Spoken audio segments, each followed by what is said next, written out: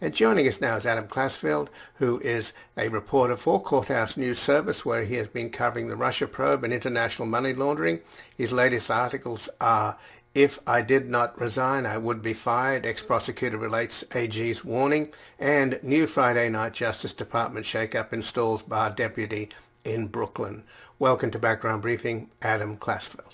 Thank you, Ian. Pleasure to be here. Well, thank you. And of course, Friday night is when all the bad news is dumped. And the biggest piece of bad news, not that we're not going to talk about Berman and Barr installing his deputy at the Eastern District of New York, but we have to talk about Roger Stone, obviously, and the fact that his sentence was commuted.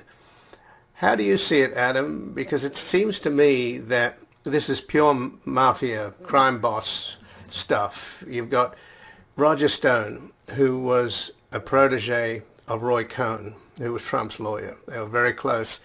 And Roger inherited the Trump account from Roy Cohn. In inheriting the Trump account, he also inherited the black book with all of the dirt on Trump that these crooks used as blackmail, since nobody trusts anybody in the murky world of dirty tricks. So then Roger Stone becomes the sort of dirty trickster and fixer, etc. And what I find so extraordinary about this is, in terms of this idea that we're talking about really a mob boss or a wannabe mob boss as a president of the United States, on NBC, after Stone's sentence was commuted, he spoke with NBC's Howard Fineman, and Stone admitted that he benefited from keeping his mouth shut. And just to quote what Stone said, Trump knows I was under enormous pressure to turn on him. It would have eased my situation considerably, but I didn't. So is that what's going on here? The guy's about to go to jail on Tuesday for a 40-month sentence, which, I might add, the Attorney General William Barr said was a righteous prosecution, and that 40 months in prison was fair instead of the 7 to 9 years that the DOJ prosecutors want, which Barr then intervened to water down. So I know I'm going on a little bit, but I must say I'm just appalled, as many are in this country. I think that one thing that definitely supports that interpretation, he didn't tell that to, Roger Stone didn't say that quote to Howard Fineman after the commutation. He said it before the commutation. And so what we have, just hours before Trump does this commutation, you have Roger Stone telling a reporter that he expects and wants that commutation and makes a point to say, hey, I could have turned on the President of the United States, but I did not. It certainly sounds like an implied threat. It sounds like a warning. And what we saw hours later, and when it came down, the Federal Court of Appeals denied his request for a stay of his prison sentence.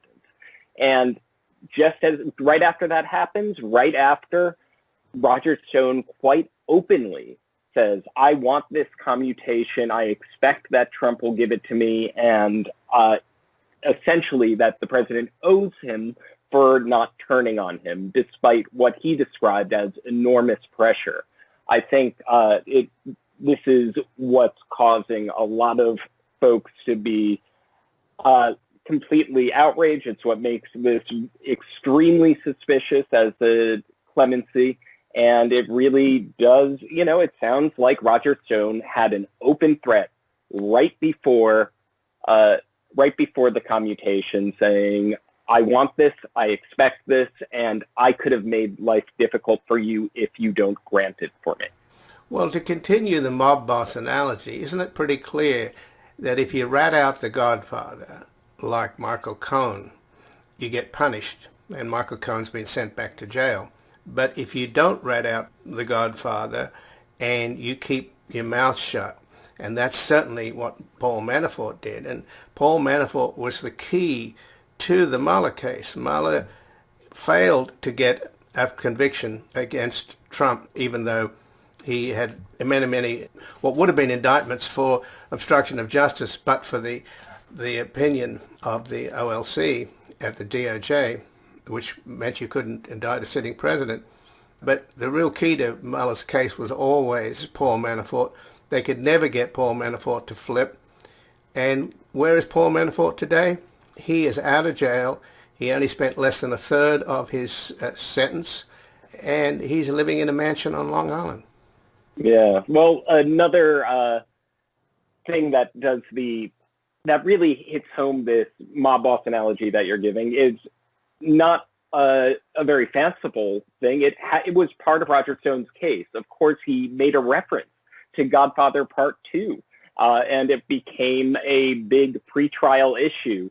Does Roger Stone, in threatening a witness, which he was convicted of, does Roger Stone, in threatening a witness, would it prejudice the jury if the jury was shown Godfather Part 2 because Roger Stone referenced it? It was the sort of subject that was on his mind. So even beyond the kind of broader perspective, what's going on in Trump world, there's no need for any analogy at all. Roger Stone was using mob boss references in his crime of conviction. Another thing on that topic that's of interest, because of course everything happens in a news week is a news year now. Something that also happened this week is that we have Michael Cohen, who obviously took a different route, spoke to Congress, gave some cooperation with federal prosecutors. Federal prosecutors disagree with how much cooperation he gave, but now he's back in prison. And the controversy over this week was that the reason that he's back in prison, and the Bureau of Prisons concedes this now, is that he wouldn't sign onto terms where the very first term was essentially a gag order, that he can't talk to the press, he can't write his book. And of course, President Trump has been busily trying to muzzle other books. There's the John Bolton book. You have Trump's brother trying to stifle Mary Trump's book, which I reviewed this week, very compelling. So we do have... By the way, Adam, she's under a gag order too, you know. She can't speak to the press. No, she can't, absolutely. And so you have this dynamic of reward and punishment, it appears, for those who speak about the president and those who don't. And that happened in multiple instances this week. And again, I'm speaking with Adam Klasfeld, who's a reporter for Courthouse News Service, where he's been covering the Russia probe and international money laundering. And his latest articles are, "If I Did Not Resign, I Would Be Fired. Ex-Prosecutor Relates AG's Warning," and "New Friday Night Justice Department Shakeup Installs Barr Deputy in Brooklyn." So we don't know what the fallout from the president's commutation of Stone. Obviously, there's a lot of criticism, and on the other hand, there's a lot of defense from Fox News. So we're back to our divided politics. Do you think it's going to move the needle in any way, Adam?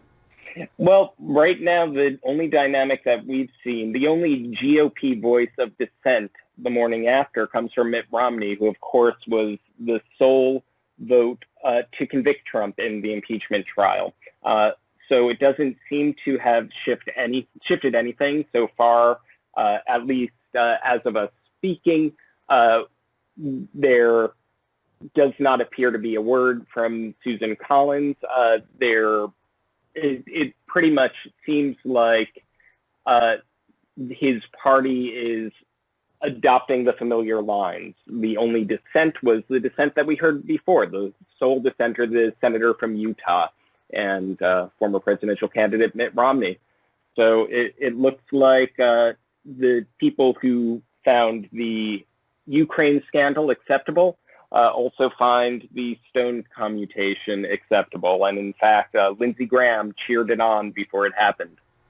Well, you mentioned Susan Collins. Remember, after Trump dodged yet another bullet, he dodged the Access Hollywood tape bullet just before the elections. He dodged the Mueller bullet with the Mueller report. And then the big one was the impeachment, which he dodged, and after which Susan Collins said that President Trump has learned his lesson. Well, President Trump has learned the opposite lesson, hasn't he? That he can keep getting away with it. It certainly looks like the lesson was that he can do what he wants, that this broad, expansive view of presidential power, that if he wants to replace a U.S. attorney, he can do that. If he wants to commute the sentence and free the man whose crime was essentially to protect him, which is what the Roger Stone case was about, he can do that, and that there won't be any negative consequence, there won't be any criticism from his party. It pretty much looks like he internalized that lesson. So let's talk about what we were originally going to talk about, Adam, before Stone's commutation has been dominating the news over this weekend. That Jeffrey Berman on Thursday testified before the House Judiciary Committee. It was a closed session, but enough was learned from Berman that Barr actually almost from day one kept trying to get rid of him, didn't he? There's been a lot of reporting in terms of Jeffrey Berman. Now, we have to take a step back here. Jeffrey Berman, when he entered the office of the Southern District of New York, he was an appointee of a Trump attorney general. He was a Trump donor, and he was appointed via the Trump administration. But things started shifting very quickly. One of the early tests for the independence of Jeffrey Berman's tenure in office was we had the Michael Cohen case funneling through the courts. And Jeffrey Berman very early on recused himself from that case. He said, I am independent of this. The prosecutors will make what judgment they will. And the judgment of his prosecutors was implicating President Trump in Michael Cohen's campaign finance crimes. We learned later from a reporting in the New York Times that essentially Bill Barr, when he got into office himself, tried to undermine that. He also, according to other reporting, tried to undermine a money laundering case involving a Turkey state-run Halk Bank as a favor to Turkish strongman Recep Tayyip Erdogan. This was also a subject in Secretary of State John Bolton's book. And we have a pattern throughout Jeffrey Berman's tenure that, from the beginning, there are ties to the Trump administration, but he's his own man. And we also see another pattern of Bill Barr and the Trump administration don't appear to like that.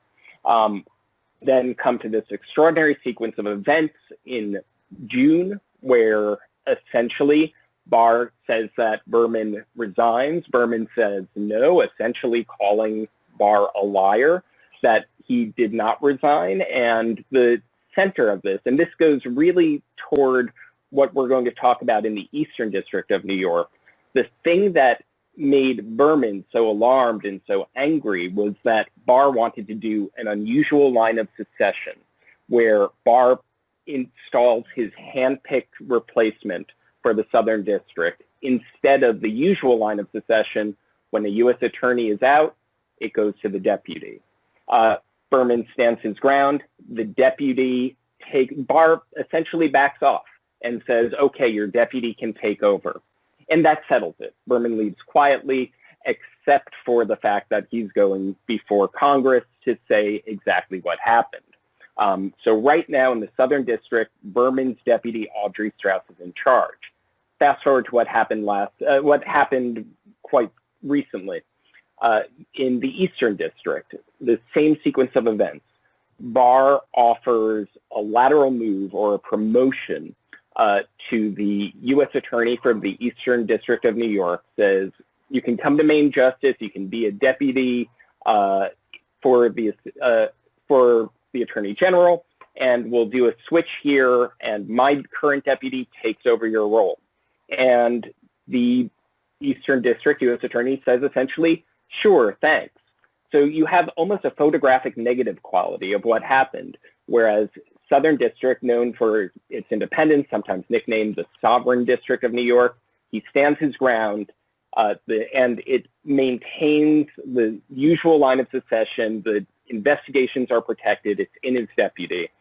And that the attempt to, as Berman called it, entice him to a new job and to give up the independence of investigations, it fails.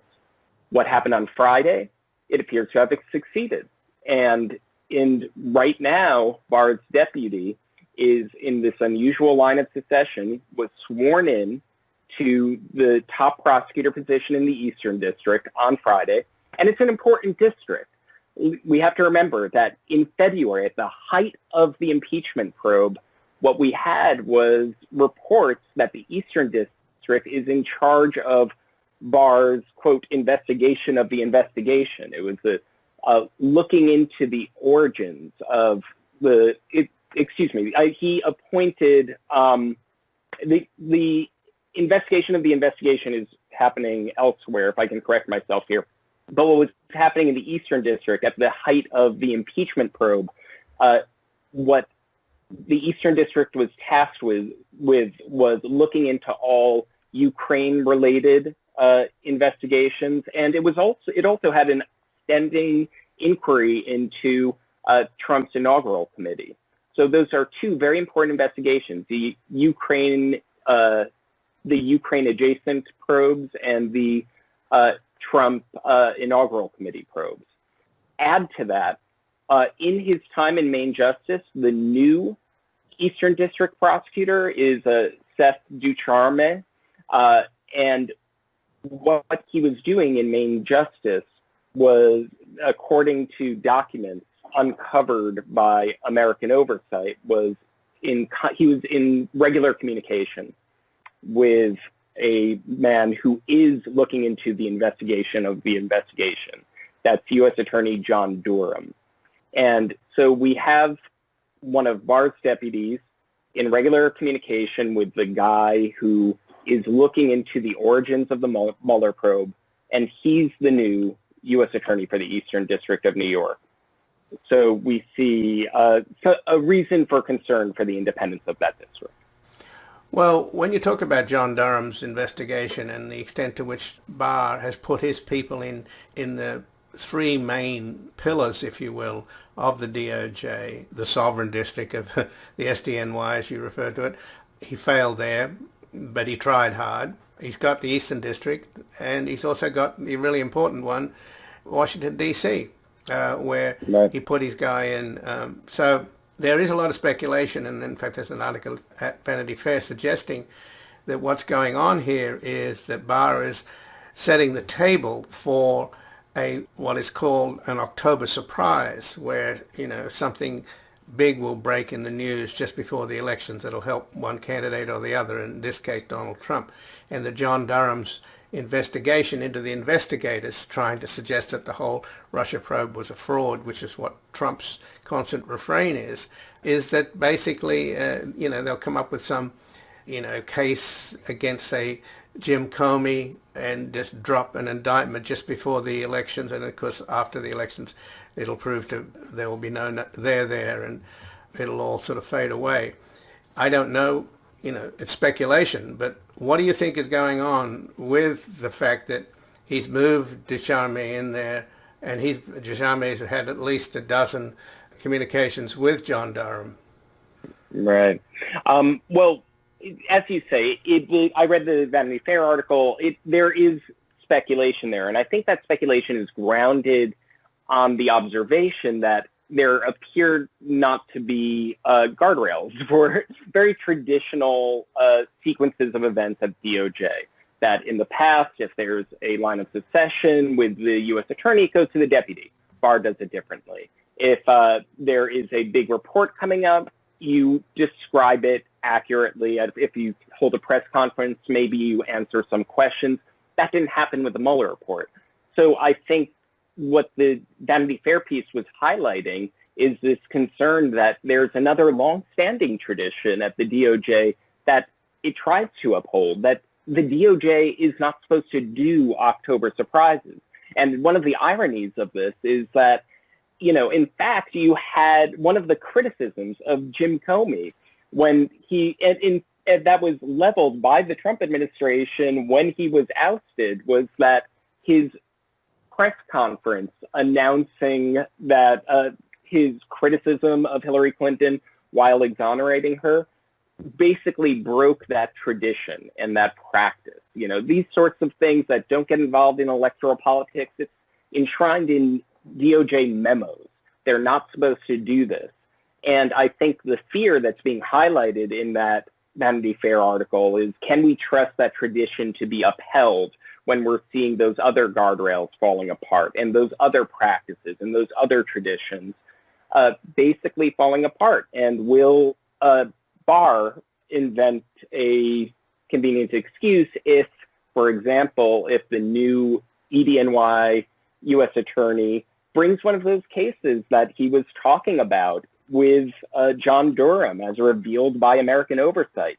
If one of those lands in October, will he find an excuse to make it sound like he's not getting involved in electoral politics, and that wasn't the replacement of the Eastern District U.S. attorney wasn't leading to that? Of course, this is all speculation, but I think that's why Vanity Fair printed that fear, because it's now